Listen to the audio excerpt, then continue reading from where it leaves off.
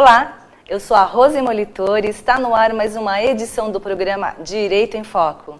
E dando continuidade na nossa missão semanal de trazer informações e atualizações jurídicas, para falar sobre fake news, eu tenho a honra de receber o meu colega, meu amigo, Dr. Marcos Cabello. Ele que é conselheiro estadual da OAB São Paulo, ele é pós-graduado em Direito Civil e Processo Civil e de Direito do Trabalho, já tendo ter sido membro da Comissão de Direito da Tecnologia e Informação do Conselho Federal da OAB, no triênio 2015 e 2018. Dr. Marcos, muito bem-vindo, um prazer recebê-lo no nosso programa.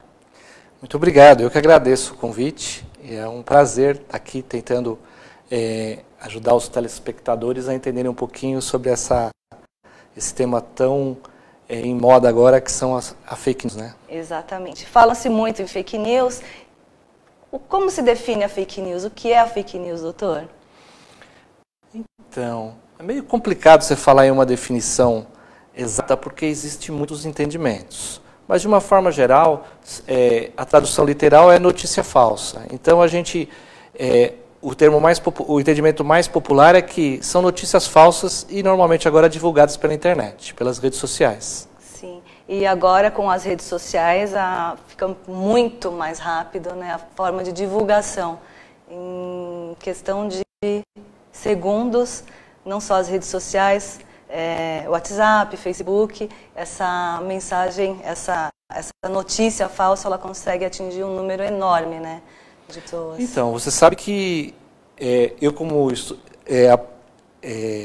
estudioso da tecnologia, eu vejo que tem mudado muito.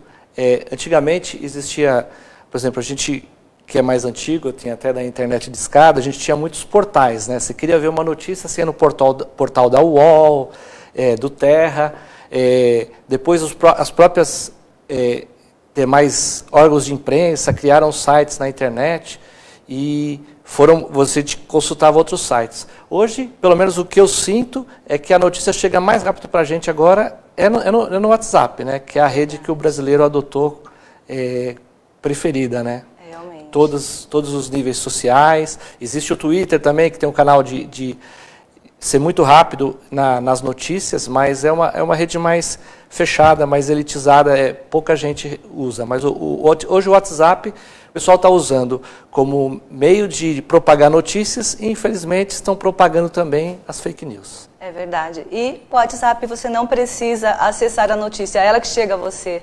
Né? Então, não é uma pesquisa que é feita e sim, já está aqui no seu aparelho instantaneamente. Então, dizem que, se a gente for falar de fake news, diz que o primeiro fake news parece que aconteceu lá no período romano, que o Marco Antônio foi informado que a Cleópatra tinha se matado e ele teria se matado e era mentira. Olha só, então esse fenômeno não é novo, né? Só mudou o meio de transmissão, né? Que agora é tudo instantâneo, né? Essa semana passada a gente teve aquele evento em Suzano e o primeiro canal que eu fiquei sabendo foi no celular, pelo WhatsApp. E aquelas imagens... Então, isso é uma coisa absurda, né? A gente até ia falar mais para frente sobre isso, mas eu acho que ficar divulgando imagens de pessoas mortas, a gente tem que entender que o mundo virtual não é uma terra sem lei. E as mesmas regras que existem no Código Penal, elas são aplicadas nas redes sociais. Então, se você vilipendiar um cadáver, é um crime. E você ficar divulgando vídeos de pessoas mortas, está caracterizado esse crime, mesmo que seja no meio virtual. É verdade. Doutor, o que motiva as fake news? Então, você sabe que eu entendo que as pessoas querem ter aquela ânsia de ser o primeiro a divulgar alguma informação e nem checa o conteúdo, né? Então, eu acho que o principal erro do usuário ao usar a rede social é querer ficar divulgando a informação. Tem também, caiu um avião também recentemente, já vi imagens de outras quedas de avião ou montagens, as pessoas dizendo que é a queda do avião. É muito engraçado, né? É um tipo de fake news que não tem nenhum objetivo financeiro, não tem objetivo de denegrir ninguém, não tem uma segunda intenção. Às vezes sem motivo, é só para criar aquela notícia falsa. São variadas, então, as formas de... as motivações, não é? Então, o fake news ficou em moda mesmo, foi em 2016, com a eleição do Trump, né? Parece que lá houve realmente um trabalho dirigido, parece que algumas empresas da Rússia ficaram divulgando notícias desabonadoras com a concorrente, com a Hillary, e conseguiram reverter o resultado da eleição lá. E aí trouxe também para as nossas, as últimas eleições também foram... Então, dizem as pessoas que o Bolsonaro ganhou a eleição no WhatsApp, né? E dizem que foi a campanha onde se gastou menos, que ele usou uma câmerazinha, fazia umas lives ao vivo direto do celular, e com base nisso ainda teve aquele atentado à vida dele, que também acho que colaborou em ele ficar um pouco recluso e usando as redes sociais. Realmente, se você analisar o que ele gastou na campanha, comparado às campanhas anteriores de Dilma, que gastou milhões, bilhões, isso fora o não declarado, né? Foi a vitória de uma formiguinha contra um elefante ou sei lá qual outra relação a gente poderia fazer. É verdade. E atingiu até as nossas eleições da OAB, não é? Então, você aproveitar a sua chamada e na campanha das eleições, a chapa vencedora divulgou um mapa do estado de São Paulo, todo em amarelo, mostrando as subseções que apoiavam. Mas era um fato verídico que existia um apoio escrito. Os presidentes que assinaram uma carta de apoio, então era um apoio oficial. E aí uma pessoa da oposição, querendo dar uma de esperto, pegou um mapa, e depois eu pesquisei e descobri que era o percentual da população branca no estado, e querendo dizer que era os votos do candidato da situação que ele teria garantido.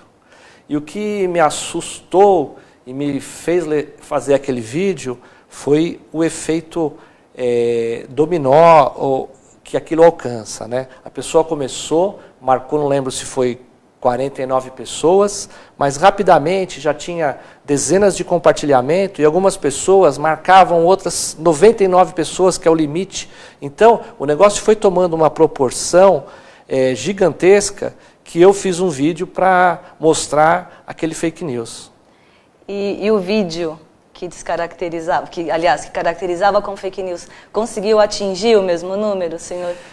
Então, você sabe que eu estava vindo para cá e conversando com um amigo meu, e ele fala justamente isso, que o problema maior de uma fake news é que, para jogar o seu nome no ralo, na calçada, a pessoa solta a informação, ela é amplamente divulgada, mas depois, quando você consegue provar que foi mentira, aquilo nunca é divulgado na mesma proporção. E os danos já foram irreparáveis, né? Não tem volta a isso. É verdade. Falando em danos, quais são os danos que uma fake news pode acarretar? Então, tem algumas fake news que têm um objetivo próprio. Tem algumas que remetem a sites onde você vai acessar o site, daí tem propagandas, e a pessoa tem um objetivo financeiro de caça-cliques, né? Caça-cliques para o site. Tem outras que têm objetivos realmente de difamar questões políticas. Existia muito os coxinhas e os mortadelas, e fica muito polarizado. Então, existe sempre os a favor e os contras em um assunto, e existe muito essa polarização, e o pessoal gosta de usar fake news para isso. E, na verdade, se você analisar uma fake news como essa, de divulgar um resultado de pesquisa que não existe, é até difícil você enquadrar num crime, porque o pessoal acredita que o mundo virtual é uma terra sem lei, mas não é. As leis do Código Penal, do Código Civil, todas as leis que a gente tem, de uma forma ou de outra se aplica. Então, se você faz uma calúnia, uma injúria, uma difamação, mesmo que seja pela internet, você pode ser punido. A divulgação de uma pesquisa que não existe pode muito criar um crime eleitoral em tese. Fora isso, uma possível reparação de dano com o prejuízo que causou. Sim. E como a gente pode identificar? Existe alguma forma? Então, a maioria das fake news, elas têm um roteirinho assim, né? Primeira coisa é uma chamada alarmante, que muitas vezes não tem a ver com o conteúdo. Se você vê só a chamada e simplesmente replicar sem ler o conteúdo, às vezes não bate com o conteúdo. Ela normalmente não cita uma fonte, não cita que saiu na Globo, que saiu em alguma fonte confiável, cita o nome de uma pessoa, mas que assim, ninguém conhece, e depois não cita datas. Você pode ver que eles reciclam muito fake news, né? Eles usam uma, passa 4, 5 anos, eles usam a mesma, às vezes trocam o nome, trocam alguma coisa, e de uma forma geral, ela pede sempre para você, divulgue, reproduza, e são incentivando o fake news a se propagar. Uma boa dica, então, essa. Quando tiver a chamada, divulgue, quando tiver aquela intenção de atingir um maior número, é porque já sabe que... O que eu recomendo é o seguinte, por mais que você conheça a fonte, outro dia uma amiga postou lá, um amigo do meu amigo, minha amiga postou que o amigo dela está doando os cachorrinhos de raça e deu um celular lá com 3 filhotinhos de raça. Eu nem perdi tempo de ligar no telefone, que eu tinha certeza absoluta que era mentira. E eu perguntei a pessoa, você ligou? Não, eu não liguei, quem mandou foi uma amiga. Então, às vezes a gente tem aquela falso segurança de como foi um amigo que mandou, você também replica. E a gente tem que tomar uns cuidados. Por exemplo, um caso desse é simples, liga para a pessoa, você está doando cachorrinho? Porque não é possível alguém que queira doar 3 cachorrinhos de raça não consiga atingir o objetivo dela muito rapidamente. Se fosse 3 vira-latas, talvez demorasse um pouco mais. É verdade. Falando em exemplos, tem alguns da atualidade, o que está circulando atualmente? Então, eu dei uma pesquisada aqui na internet, tem uma que primeiro, existem sites de verificação que verificam as notícias. Tem 2 muito famosos, o eFarsas e o boatos.org. Tem um também que chama Lupa, você joga no Google e você pesquisa. Mas, por exemplo, uma recente, vaga na Copa América, querendo dizer assim, olha, se inscreva que você vai ser voluntário na Copa América. Não era nem voluntário, você ia receber remuneração, dava a entender. E de assistir os jogos, né? E aí eu entrei no link, eu já comecei... Normalmente você já tem que passar e ver o conteúdo do link, porque o link normalmente é suspeito, com letras e números. Mas eu vi que não tinha a ver com Copa América, eu entrei para ver, mas tem que tomar cuidado mesmo assim. Aí o que eu objetivava? O meu nome completo, o meu e-mail e qual turno que eu queria trabalhar. Até aí, coisas têm a ver com o conteúdo, mas aí pedia para eu reproduzir aquilo pelas minhas redes sociais para mais pessoas. Então aí você já vê que se realmente fosse alguma entidade do futebol, não ia pedir para fazer essa divulgação. Na verdade, eles estavam ali caçando usuários, cliques. Aquela professora que disse que chorou com a criancinha, que falou que o menino tinha matado as pessoas porque ninguém conversava com ele. Nossa, eu chorei com esse também. Fake news. Aquele também famoso que divulgaram do padre Fábio de Mello, também aquele texto não é dele.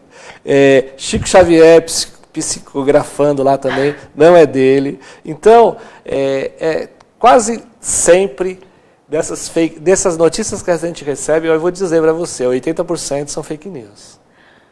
Triste, não? Sim. Mas a gente cai, né? Às vezes...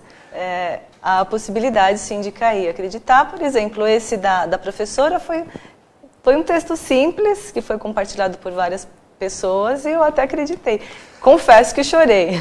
Então, tem alguns outros tipos também a gente pode, nem sei se enquadraria como chega a ser uma fake news, mas, por exemplo, poesias da Cecília Meirelles que ela nunca escreveu, ou do Milor Fernandes. O pessoal gosta de usar o nome de terceiro para dar uma credibilidade e lançar algumas coisas aleatórias na rede. Não tem objetivo nenhum, ele não vai ganhar com isso, não vai denegrir ninguém, a não ser que o Milor se ache ofendido pelo conteúdo, mas normalmente não é um conteúdo ofensivo, nada disso, né? Mas é uma homenagem disfarçada. É verdade, pelo menos divulga, né, o nome, não traz prejuízo. Agora, o problema da fake news acontece quando ela cria alguns tipos de problema, né? Tem um caso notório, acho que foi em 2014, da mulher do Guarujá. Segura esse caso. Seguro? Eu vou chamar o intervalo e logo após, Dr. Marcos Cabelo volta com essa novidade aí do fake news. Será que você já caiu também? Vamos ver. Até já.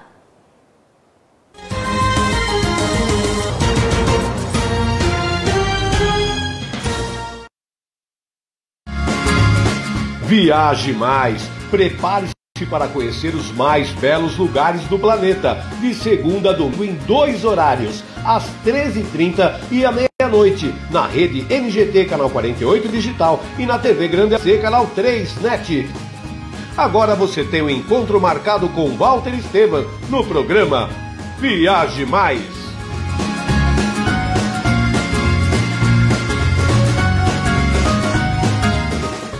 Juliana Flores, você está a um clique de deixar alguém ainda mais feliz. Entrega de presentes, flores e momentos únicos em até 3 horas em todo o Brasil. Juliana Flores. Sob nova direção e mantendo a comida caseira, sejam bem-vindos ao Restaurante da Praça. Ideal para as refeições rápidas, mantendo o tempero caseiro, com pratos variados e buffet de saladas. Segunda é dia de tutu de feijão, terça rabada com polenta, quarta tem feijoada, quinta variedades em massa, sexta peixe, em breve churrascos e lanches. E se preferir levar o Marmitex, elas montam para você na hora. Rua Rio Grande do Sul, 283, centro de São Caetano do Sul. Venha conferir. Pior que não ler jornal é ler apenas um jornal. Leia. Assine e anuncie no Jornal ABC Repórter. 4224-4789. Se você é notícia, foi ou vai ser, ligue para a nossa redação ou mande um e-mail para redação@jornalabcreporter.com.br. ABC Repórter, o diário. www.jornalabcreporter.com.br.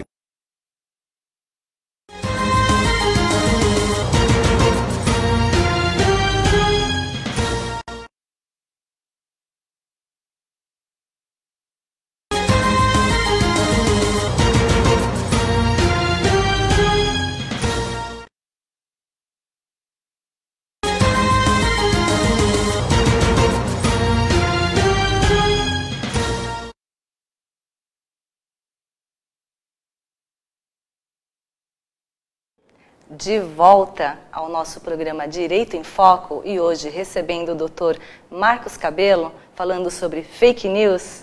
Antes do intervalo, ele começou a falar de alguns exemplos de fake news. Ele ia entrar explicando uma nova fake news que gerou danos, né, o que pode gerar danos. Doutor, cita mais exemplos de algumas fake news que geraram ou que podem gerar algum dano. Então, a que eu ia falar não era tão recente, foi em 2014. Ah, sim. Foi no Guarujá, divulgaram que existia um retrato falado de uma mulher que estaria sequestrando crianças para rituais satânicos. E aí uma pessoa se enquadrava na descrição, foi linchada. Nossa. E recentemente também tivemos casos de campanha de sarampo ano passado, e as pessoas divulgaram que a vacina estava causando sarampo, e a queda foi vertiginosa no número de imunizações. Então, a fake news, ela tem um caráter inocente, mas causa prejuízos. Temos na Índia um caso de morte de 5 pessoas, também por causa de informações de um sequestro de crianças.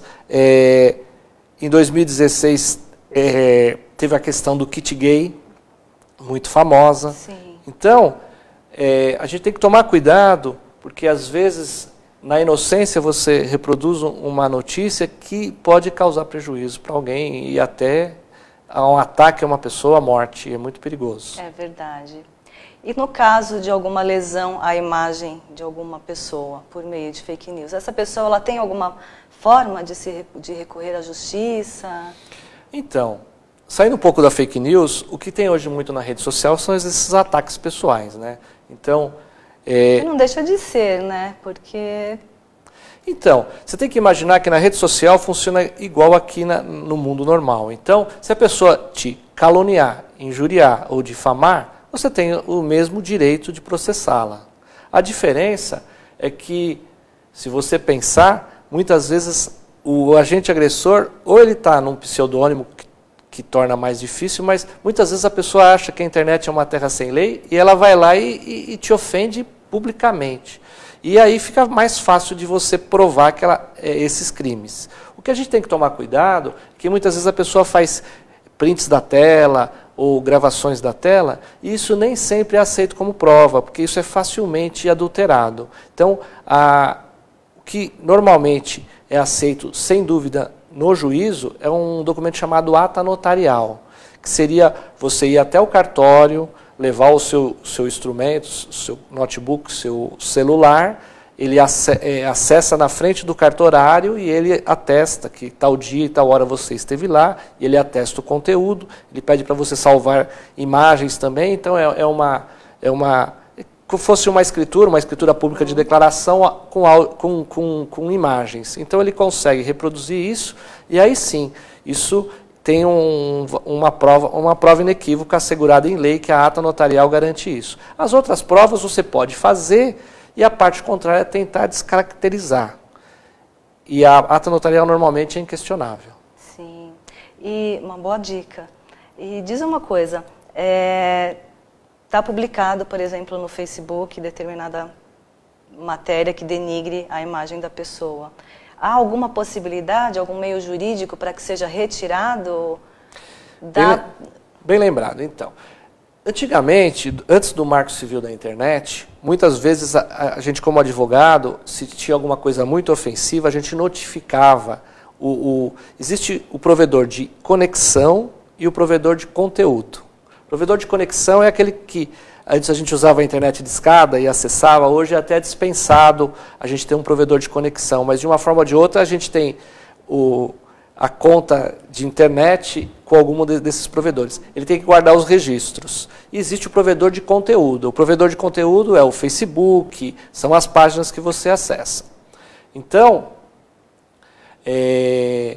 se a pessoa te ataca e fica registrado lá, se você não conseguir ata notarial, ou a pessoa não se identificar e a ata notarial dizer que é uma pessoa, mas que não é conhecida, é possível você requerer via judicial, primeiro a tirada do ar daquilo, mas preservar os dados, informações de IP, informações que levem a identificar quem fez aquela postagem. É possível identificar. Inclusive, se você acompanhou esse recente caso que estão investigando da Marielle Franco, foi muito utilizado, não chega nem a ver o conteúdo. Eles conseguiram acompanhar só o uso do celular, só o fato do cara estar na região da torre e ter acendido o celular em um determinado momento, restringiu muito, e eles conseguiram identificar o autor do crime com base nesse fato de ele ter usado o celular. Porque antes tinha centenas de milhares de celulares que estavam na região ou que passaram coincidentemente nas mesmas regiões que a Marielle.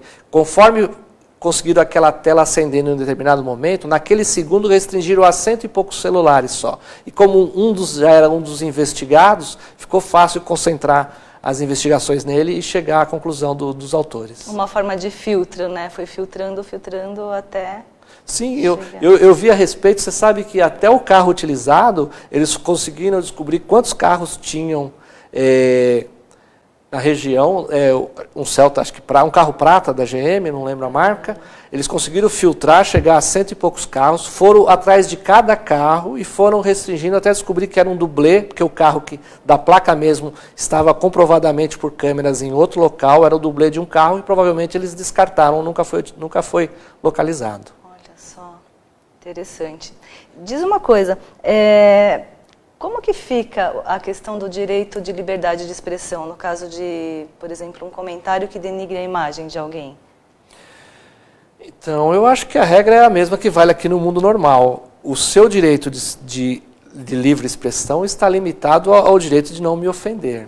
Então, você pode livremente defender o seu candidato, o seu partido, o seu time de futebol, mas você não pode atacar a pessoa contrária. É uma regra de convivência, né? A minha liberdade, ela chega até enquanto ela não afetar a sua, né? É verdade. E diz uma coisa, o provedor ele pode ser responsabilizado de alguma forma? Então, no Marco Civil da Internet, tem duas situações em que o provedor ele é obrigado a retirar o conteúdo do ar. Uma é de violação de direito autoral, a pessoa provar que ela é titular daquele direito e que existe alguma publicação violando o direito autoral, o provedor tem que retirar. E o outro é divulgação de imagens de conteúdo sexual, mais conhecidas como revenge pornô, né? O namorado ou o ex-marido que quer se vingar da ex-companheira, ou pode acontecer o contrário também, não é sempre, não podemos generalizar também, já vi casos de mulher querendo difamar o homem. E nesses dois casos, a lei autoriza que seja retirado sem processo judicial. Nos demais, envolve realmente você produzir essa prova com ata notarial, com qualquer outro tipo, depois ingressar com uma ação judicial e, mediante ordem do juiz, que o provedor vai retirar o conteúdo do ar. E se ele não retira, normalmente é fixada multa? Então, aí se ele não retira, sim, mas isso aí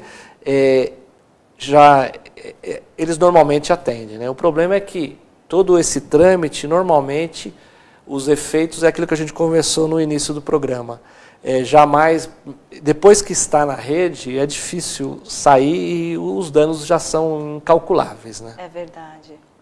Bom, estamos chegando ao final, passa muito rápido, não Passa. é? A gente tem assunto aqui para falar a noite inteira, mas resolvemos filtrar algumas coisas que mais interessasse, que a gente conseguisse explicar de forma mais clara, para não ficar falando em lei, né? Para não se tornar um assunto tão maçante.